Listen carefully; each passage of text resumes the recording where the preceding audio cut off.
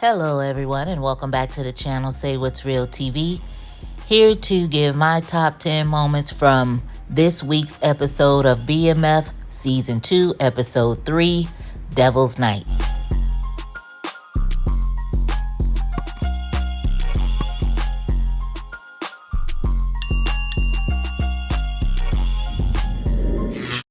So coming in at number 10, we have T. He's riding home. He just so happens to see Markeisha locking up the office. He goes to have a conversation with her. She won't look at him. She keeps her back to him. He makes her turn to talk to him, and he realizes that she has a black eye. She tells him that her husband, Boone, he just gets mad sometimes, and I guess he just starts wailing on her at will. T, of course, he's like, he's going to find Boone and make Boone pay for putting his hands on Markeisha, and lets her know that if she was his, she would not have to worry about any of that. And they actually share their first kiss, and I guess this is where we're going to see that their relationship will probably go further after this. So coming in at number 9, we have Detective Jen. Her and Bryant get this call about a house fire. They make it to the location. There's a big crowd out there making all kind of noise, protesting and all kind of stuff. They hear a voice inside, and Detective Jen automatically runs in the house, pulls the guy out by herself, and basically saves his life, while Detective Bryant stands up there hooping and hollering and not doing a damn thing. We later see Detective Jen have a conversation with the burn victim and also return the guy's dog tag. So that leads to them having this whole conversation about the war and her telling him about her family's history in the war. And she basically told him he was a hero, and then she thanked him. So Detective Jen, she then returns to her car, visibly upset and shaken, and we see her push her cigarette lighter in. When it pops out, she jams it into her arm, and we clearly see where she has previous burns all over her arm. So she's self-harming herself, I guess, to deal with her pain. She obviously has deep-rooted issues that we have yet to learn about. So even with saving the guy's life or whatever, she has her own dark issues that she's dealing with. So coming in at number 8, we have T taking Nikki to school one morning, and basically they get into this car accident because one of their tires blew out. And Nikki, she gets shaken up a bit, but she's okay. We learned through Markeisha that Cleet from the Touch of Class car service was highly upset about T using his brochures, and T puts 2 and 2 together that Cleet was the one who threatened him last week and figured he was the one that slashed his tire. So later he gets to the shop where his dad is with the other cars and realized that all of the other cars' tires had been slashed and tampered with as well. They do not have insurance on the cars that covers damages for the tires, and now they have to come out of pocket to replace all of the tires. So of course Charles is hotter than fish grease, and he's mad at T and feels like it has something to do with the drug game, like he always does. So he chastises him, and Denise basically tells T that whoever did it is gonna continue to do stuff to them, so they need to get even and get revenge. And basically she was down with whatever, which leads us to number 7. So we see T storm into a Touch of Class demanding to talk to Cleet, and basically he wants his bills to be paid for the damages to his tire. Cleet comes out and was like, I see you got my message. And he was like, oh, you're the one messed with my tires. And he was like, well, get out of my shop, because before that's not the only thing you'll be trashing.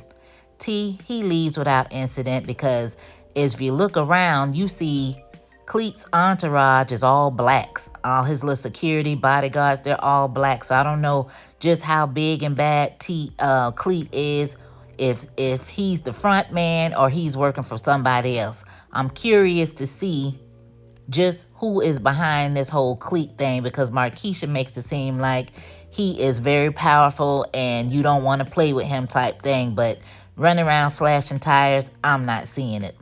So later on, we see Denise and T, they sneak into a touch of class at night in all black. They basically put sugar in all the tanks and cut the brakes on all the cars. We catch Cleet driving. He tries to stop at a red light. He can't stop because the brake lines are cut. Next thing you know, we see T, Meech, and the rest of the crew. They yank him out the car and they basically beat him down to a pulp and basically lets him know if he try anything else again, they're going to kill him. So at number 6, I got Meech going to K9 because he needs some work. We got James out in Ohio, claims he's over there getting robbed, but yet and still he's over there buying fresh new cars, flashing, styling, and profiling. So K9 tells Meech that it's going to be a few weeks. Meech tells him he doesn't have weeks. He needs his product now. And basically K9 was like, well, I got a deal for you. If you bring back Travis, the loudmouth gambler from last week, back to me in one piece and alive, I'll see what I can do. So Meech, he goes on this quest. He goes into this crack house trying to find some information about Travis, and he runs into Grace. She was an old babysitter of his, and she is on crack real bad. She has her little girl in the house. The child is hungry as hell, and it's just really a big mess. And he's like, why are you doing this in front of your child? And basically Grace was telling him, you know, she can live and die with her choices. Can he do the same? I mean, he's the one out there supplying her with the shit. So I guess she hit him with a little bit of truth or whatever. They also had a tattoo artist that pretty much helped them locate Travis. Him and B-Mick, they finally find Travis at home. We see Travis in the house with Peaches. They're in there frolicking around. He got his face all in the place, getting ready to give her the business, giving her that work. And, you know, it is what it is. So they lure him outside because they set his car on fire. So Travis, he comes outside. They then start this shootout. The shootout leads back into the house. So now everybody's shooting. B-Mick shooting. Meech is shooting. Travis is shooting. Peach is somewhere high, and we don't know where Peach is at, but she doesn't get hit by any of these stray bullets. Weird as hell.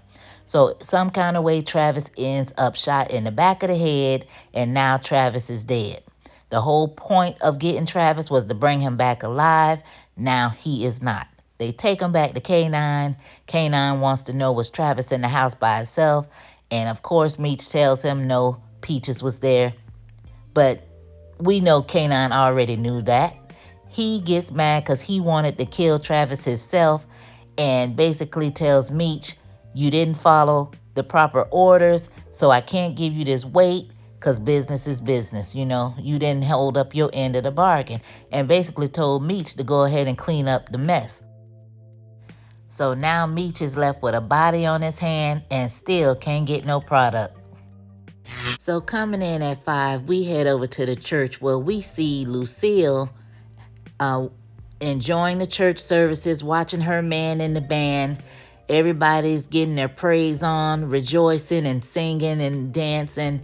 And she looks at Charles and sees how Charles is engaging with his other bandmate, and they're gazing into each other's eyes, and he's looking at her and just basically just playing music. I mean, I didn't see anything, but I guess Lucille felt some kind of way. And we see her later on go to Pastor Swift and basically told him everything that was going on, that she was feeling in the marriage, how they're not talking, they're basically not having sex, and that she found the dirty magazines. So Pastor Swift basically told her to try to be more appealing than the girls in the magazines, and Lucille let him know that she's been there, done that. She's already bought an outfit and all, trying to do all of that, and Charles still wasn't led in his spirit to really give a damn. And Pastor Swift was basically saying it's not just about your appearance, it's your attitude and all of that, and told her try to be submissive. Try humbling yourself enough to be submissive to your man. She says she doesn't know if she can do that, and Pastor Swift told her, pray about it long enough until it becomes easy for you to be submissive. Coming in at 4, we got Charles being confronted by Pastor Swift about the information that Lucille gave him. Charles automatically gets offended and tells him do not talk about his marital bed, and if he continues, he's never hit a man of the cloth before, but he will be the first. Pastor Swift tells him, look, I respect all of that. Don't shoot the messenger. I'm just letting you know I'm here for you if you need any type of counseling. And basically told Charles, look, hide your magazines a little better than what you're doing, player. Charles, he goes home and he decides he's going to go next door to Mabel's house to fix Mabel's ceiling fan. Lucille jumps up and was like, well, what about our walls? I don't know if she talked about her sugar walls or the walls that haven't been painted since the show started, but she tells him they've been like this for 2 years. And he says to Nicole, go upstairs so I could talk to your mom for a minute. When Nicole leaves, he lets her know, look, I don't appreciate you putting all our business out there in the street, telling a stranger about our marital problems in the bedroom. And Lucille tells him he's not a stranger, he's our pastor. Charles says, well, what I got to do to get some respect around here? And Lucille tells him, you need to start earning it. I said, oh, Lord. So that means so much for being submissive.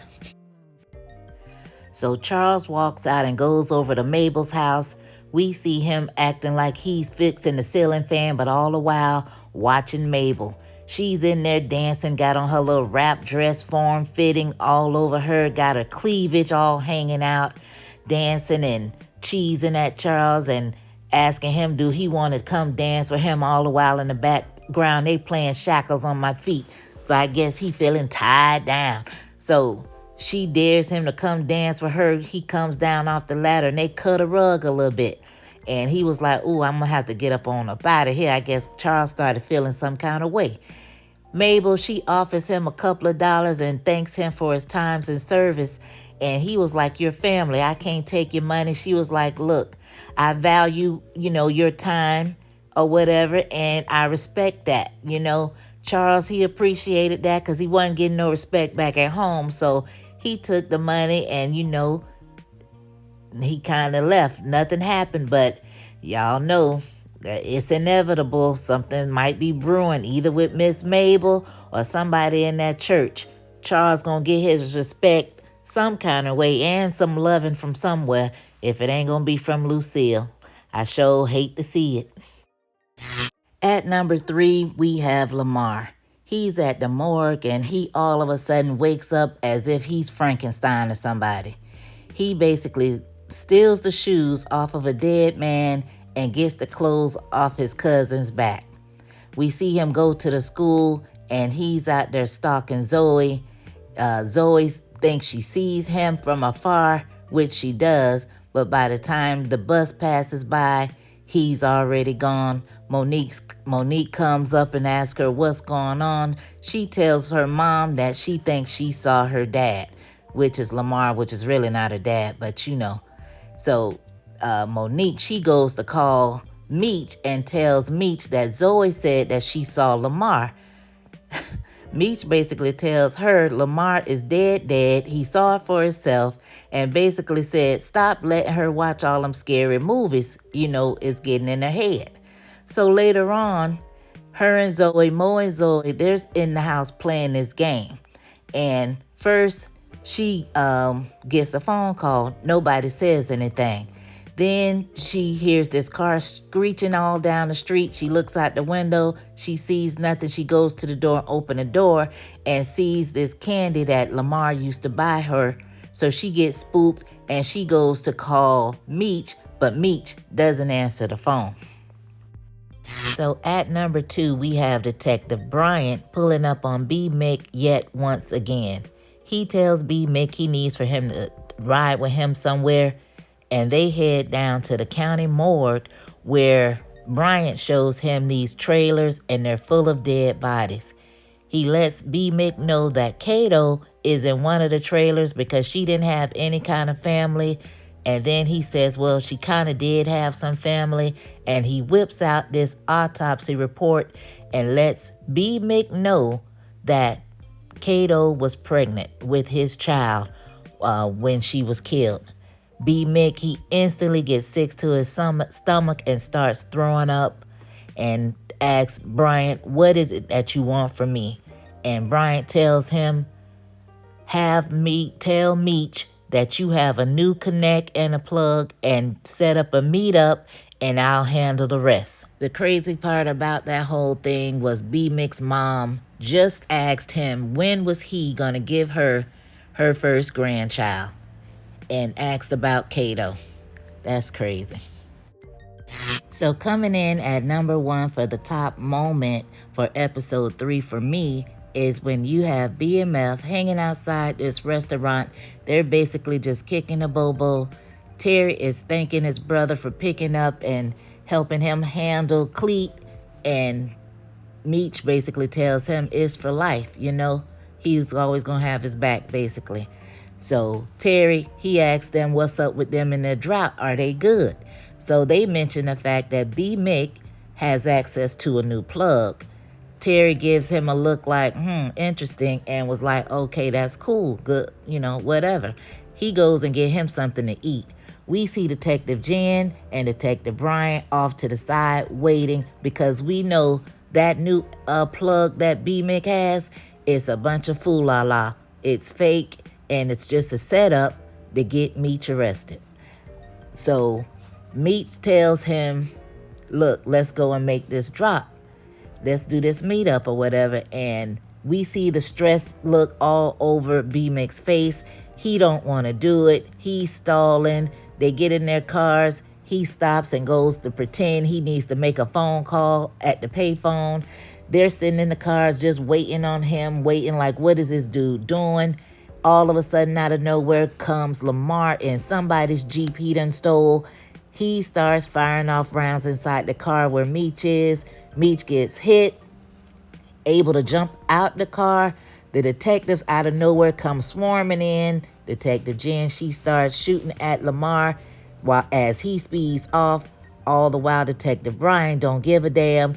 Meech is bleeding out. All he's trying to do is arrest Meech and put handcuffs on him, trying to get him down, get down. Like, Bryant, you're being over dramatic. Like, kind of pipe down on it. It's really annoying at this point. It doesn't even seem realistic for a cop to really be doing all that. You was just working with the dude last season. Now you just have this major hatred. Like, it's just kind of annoying how they have his character acting to me.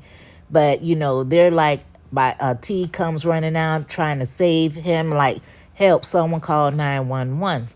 So again, Detective Jen says, put him in the backseat of your car and we will give you a police escort. And that's how the episode ends.